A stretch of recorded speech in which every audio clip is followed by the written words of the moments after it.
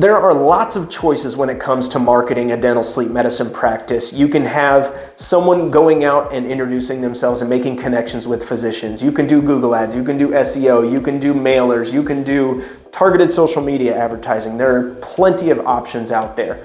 For the practice that is actively screening their patients, and for the practice who is delivering between 1 and 3 cases, and you want to quickly increase the number of people that you're able to reach and increase the number of appliances that you're able to deliver on a monthly basis, the quickest way to do that is through targeted social media advertising. And the reason that is because Facebook and Instagram are constantly listening to your conversations on your phone. They're able to get your message, your treatment in front of people who are actively talking about OSA related topics. You're able to get that in front of a lot of eyeballs instantly. Whereas if you were to rely on SEO, it's gonna take 6 to 12 months before you see any results from that. With Google ads, you're limited by the number of people who are actively searching for those related topics, for alternatives to CPAP. With mailer marketing, those work great in some demographics, but it's kind of hit or miss. You need to really understand your market and understand your business goals